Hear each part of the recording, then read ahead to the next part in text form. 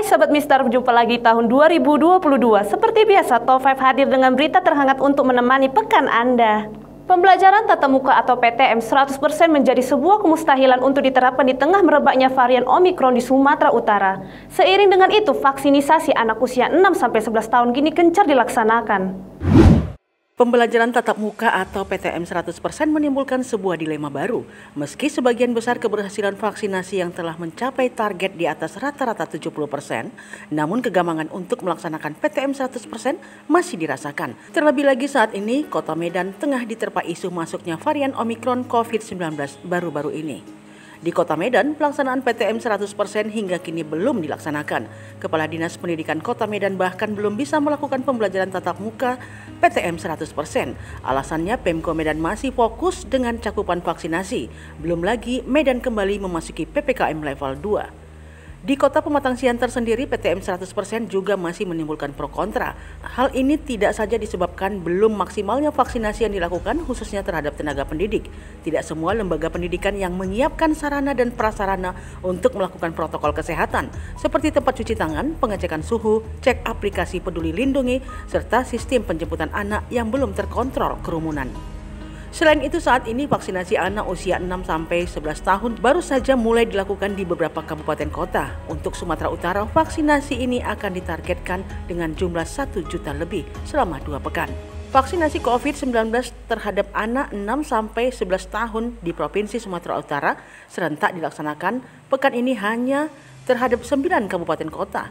Program vaksinasi anak di Sumut baru dilaksanakan di Kabupaten Dairi, Humbang Hasudutan, Karo, Pakpak Barat, Samosir, Tapanuli Utara, Toba, Pematang Siantar, dan Sibolga. Sementara daerah lainnya belum diprioritaskan mengingat vaksinasi dewasa dan lansia hingga kini belum juga rampung. Bahkan Kepala Dinas Kesehatan Sumatera Utara menyebutkan masih ada 11 kabupaten kota untuk vaksinasi lansia belum mencapai 60%. Kasus begal atau pencurian dan perampokan dengan kekerasan di jalanan semakin mengkhawatirkan di Kota Medan. Tidak hanya menimbulkan kerugian materi, tetapi juga korban jiwa. Kekerasan begal membuat kepolisian gerah hingga membentuk tim siluman untuk memberantas hal ini. Tindak kriminal pencurian dan kekerasan alias begal di Sumatera Utara meningkat. Teranyar kasus pembegalan dialami oleh seorang petugas kebersihan Kota Medan bernama Ramadhani Hasibuan. Korban dipukul hingga babak belur dan sepeda motornya dilarikan saat melintas di kawasan Jalan Pinus, Komplek DPRD Kecamatan Medan Timur. Sebelumnya kasus begal juga hangat di pemberitaan di mana korban terpaksa menghabisi pelaku begal untuk membela diri. Melihat maraknya kasus begal, Polda Sumatera Utara membentuk tim siluman untuk memburu pelaku begal dan geng motor yang semakin meresahkan di Sumatera Utara, khususnya Kota Medan.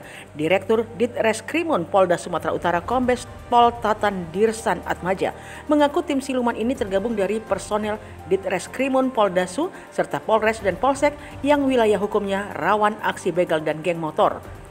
Tugas dari tim siluman yang dibentuk tersebut untuk melakukan penindakan terhadap pelaku begal dan geng motor yang meresahkan masyarakat. Selain menindak tegas dan terukur, lanjut Kombes Tatan, pasukan siluman juga bertugas untuk mengungkap kasus begal dan memburu para pelaku yang telah diketahui identitasnya. Personel akan ditempatkan di Polrestabes Medan, Polres Belawan, Polresta Deli Serdang, dan Polres penyangga lainnya. Saya sudah membentuk tim dari Direktorat Kriminal Umum, membentuk tim secara full tadi pagi, membackup pengungkapan dan pencegahan serta penindakan terhadap para pelaku begal. Saya sudah ingatkan kepada para anggota, saya akan pimpin langsung, tidak sungkan-sungkan memberi tindakan tegas terhadap pelaku begal yang meresahkan dan sampai menyakiti masyarakat. Satu kasus varian Omikron COVID-19 diduga ditemukan di Medan. Meski belum bisa dipastikan warga negara Irlandia Utara itu positif terkena varian Omikron, namun Wali Kota Medan kini memperketat pintu masuk. Bobi Nasution mengaku akan melakukan pengawasan di pintu masuk Kota Medan dan melakukan tes swab antigen untuk pendatang maupun warga Medan yang berasal dari luar daerah. Menyusul ditemukannya 1 orang pasien COVID-19 varian Omikron. Wali Kota Medan mengatakan pengawasan dan pemantauan akan diperketat lagi. Seluruh warga yang masuk ke Medan harus diswab terlebih dahulu. Mendapat informasi adanya warga negara asing atau WNA diduga terpapar COVID-19, varian Omikron, Wali Kota Medan Bobi Nasution mendatangi langsung Rumah Sakit Umum Royal Prima Medan. Wali Kota Medan meminta petugas untuk memastikan penelusuran kontak erat tracing atau testing pasien asal luar negeri itu. Saat ini spesimen pasien tersebut juga tengah diperiksa di Balai Penelitian dan Pengembangan Kesehatan Balitbang di Jakarta untuk mengetahui secara detail varian virus yang menjangkitinya. Bobi memastikan saat ini kondisi pasien tersebut tidak memiliki gejala apapun dan tengah dirawat di Rumah Sakit Royal Prima Medan. Wacana polisi di bawah kementerian kembali mencuat. Alasannya dibutuhkan kehadiran lembaga setingkat menteri untuk merumuskan kebijakan nasional terkait fungsi keamanan dalam negeri. Namun usulan ini mendapatkan penolakan. Usulan mengenai Polri di bawah kementerian kembali mencuat. Sempat muncul di tahun 2014, kini isu itu kembali mengemuka setelah diusulkan Gubernur Lembaga Ketahanan Nasional atau Lemhanas Agus Widjojo. Menurut Agus, diperlukan kehadiran lembaga setingkat menteri untuk merumuskan kebijakan nasional terkait fungsi keamanan dalam negeri. Namun usulan terkait hal ini banyak mendapat penolakan.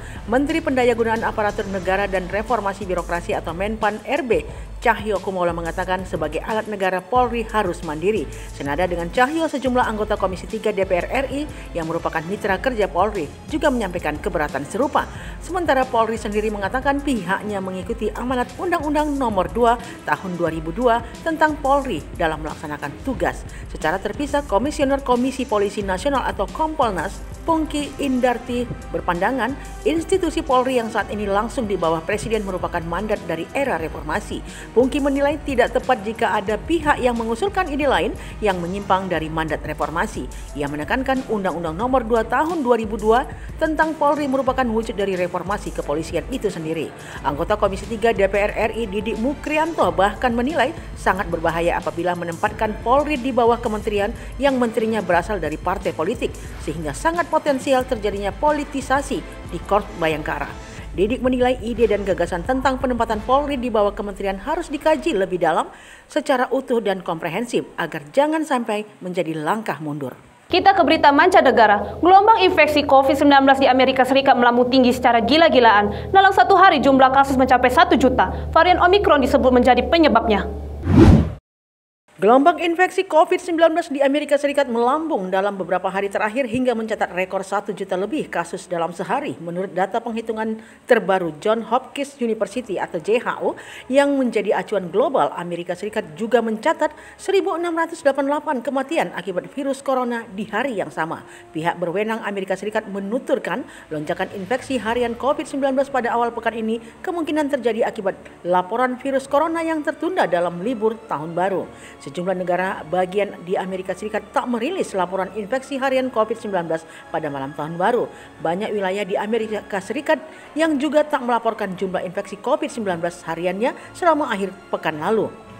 Angka harian ini menjadikan total infeksi COVID-19 Amerika Serikat sejak awal pandemi menjadi 56 juta lebih dengan 827.748 kematian. Kementerian Kesehatan Amerika Serikat menuturkan sekitar 98.000 warga Amerika Serikat dirawat di rumah sakit karena COVID-19, naik 32% dibandingkan pekan lalu. Angka rawat inap itu mendekati puncak saat COVID-19 varian Delta pada awal September lalu. Saat ini sebanyak 103.000 warga Amerika Serikat dirawat di rumah sakit akibat virus corona.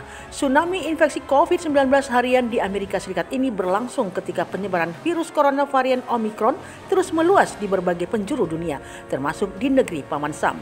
Dalam beberapa pekan terakhir, Amerika Serikat mencatat penyebaran COVID-19 varian Omikron mulai menggeser dominasi varian Delta dalam kasus virus corona di negeri Paman Sam. Berdasarkan data terbaru Pusat Pencegahan dan Pengendalian Penyakit Amerika Serikat, per 25 Desember 2021, 41% dari kasus COVID-19 baru merupakan varian Delta. Sementara itu, varian Omikron mendominasi kasus COVID-19 baru di Amerika Serikat hingga 58,6%.